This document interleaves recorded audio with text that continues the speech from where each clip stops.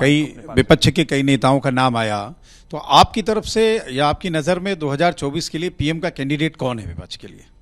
मैंने आपसे कहा और फिर कहना चाहता हूं कि देश के लिए एजेंडा हो, और जितने भी ये मुख्यमंत्री या जितने भी लीडर्स जो सामने आ रहे हैं उनके पास कुछ न कुछ बताने और दिखाने के लिए भी है, और उन्होंने अपनी स्टेट में परफॉर्म किया है।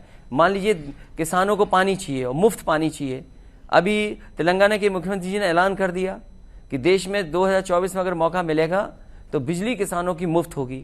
जिस तरीके से उन्होंने खेतों तक पानी पहुंचाने का जो एग्जेम्पलरी काम किया, शायद वो देश के लिए उदाहरण है। पाइप वाटर सप्लाई तो आज यूपी में प्रचार हो रहा है, सबसे पहला यूपी का, हालांकि और जगह भी हुए हैं, लेकिन एक पायलट प्रोजेक्ट मैंने राठ में शुरू किया था। मैं सरकार से जानना चाहता हूं कि राठ में पाइप वाटर सप्लाई क्यों रोक दिया?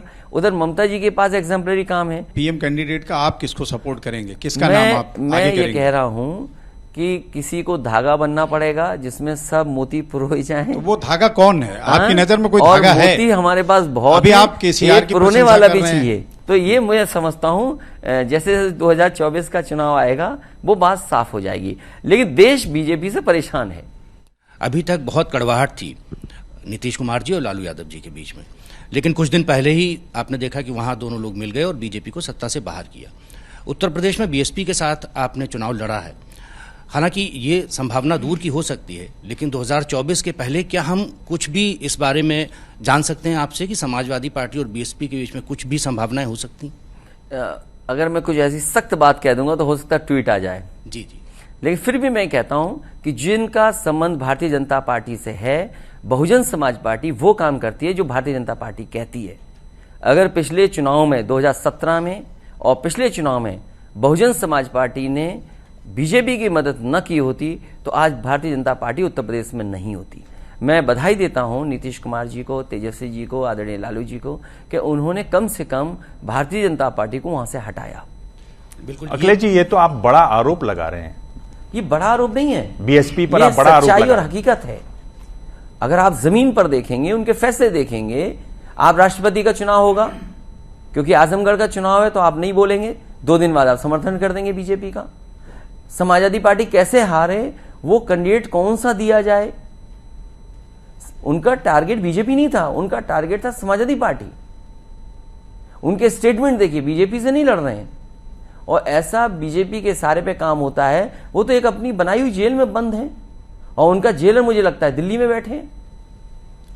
तो आपको क्या लगता है कि अगर ऐसे ही बात होगी विपक्षी एकता की, तो या आप बीएसपी को विपक्ष में मानते ही नहीं है? नहीं, मैं केवल जनता से ये कहना चाहता हूं, जो अंबेडकरवादी हैं, जो बाबा साहब भीमराव अंबेडकर जी का सिद्धांत था, जो लड़ाई उन्होंने लड़ी, या मान्यवर काशीराम जिस रास्ते पर चले, क्या बहुजन समाज पार्टी उस रास्ते पर है?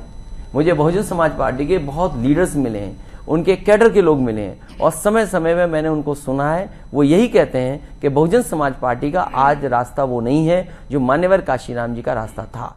एक बड़ा आरोप जो प्रधानमंत्री जिसके बारे में बात करते हैं वो है परिवारवाद का। क्या आपको कहीं ना कहीं इस बात का एहसास था, क्योंकि हम देख रहे हैं कि आपने डिम्पल को इस बार आजमगढ़ से नहीं उतारा, राज्यसभा भी नहीं भेजा, तो एक तरीके से समाजवादी पार्टी में कोर्स करेक्शन चल रहा है थोड़ा। भारतीय जनता पार्टी और प्रधानमंत्री जी को मैं धन्यवाद देता हूं, उन्होंने केवल राजनीति के क्षेत्र में परिवारवाद की बात नहीं की, उन्होंने कहा इंडस्ट्री में बहुत परिवारवाद है, जजेस में बहुत परिवारवाद है। मुझे खुशी होगी कि वो जिस तरीके से बाजार के जो लोग हैं, बड़े बड़े लोग हैं, इंडस्ट्री में हैं और क्षेत्रों में हैं, उस परिवारवाद को कब खत्म करेंगे? जहां तक समाजवादी पार्टी का परिवारवाद की बात है, भारतीय जनता पार्टी दूसरे के परिवारों की बात इसलिए करती है, वो अपने परिवार को छिपाना चाहती है। मैं जानना चाहता हूं, उत्तर प्रदेश के मुख्यमंत्री जी हैं, क्या बिना परिवारवाद के वो विधायक और सांसद बन जाते? कर्नाटक के मुख्यमंत्री हैं, क्या परिवारवाद नहीं है वहां पर? मैं ऑल लीडर्स का नाम नहीं लेना चाहता हूं, बीजेपी में भरमार है परिवारवाद की, लेकिन जनता को क्योंकि प्रोपेगेंडा करना है, उन्हें एक परसेप्शन क्रिएट करना है कि विपक्षी पार्टियों के पास परिवारवाद है, हमारे परिवारवाद नहीं है। लेकिन इस बार प्रधानमंत्री जी ने विस्तार किया है कि और क्षेत्रों में जो परिवारवाद है उसको भी खत्म करेंगे। मुझे उम्मीद है कि बड़े बड़े जो इंडस्ट्रियल घराने हैं उनका परिवारवाद कब खत्म करेंगे प्रधानमंत्री जी। तो एक तरीके से मुश्किल हो गई क्या? दाल और सब्जी में आपके घर में नमक सही पड़ रहा है आजकल, या जो आपने उनको आजमगढ़ से राज्यसभा से रोक दिया उसमें कुछ मुश्किल? क्योंकि अभी 24 का चुनाव है और 24 में चुनाव में जिसको लड़ना होगा मैं लड़ाऊंगा। इतने कम महीनों के चुनाव में क्यों मैं लड़ाऊं किसी को? हालांकि धर्मेंद्र लड़े, वो भी परिवार का ही हिस्सा है। जैसे ही घड़ी का काटा दोपहर 2:30 पे आए, बबीता जी का दिल सास बहू साजिश के लिए मचल जाए। और ये है इनकी बहू, पूरे दिन ऑफिस की टेंशन हो जाए गॉन जब ये करें अपना फेवरेट शो फ्री टाइम पे ऑन। इनकी तरह आप भी देखिए अपना फेवरेट शो अपने टाइम पर और डाउनलोड कीजिए एबीपी लाइव ऐप अपने स्मार्ट टीवी पर।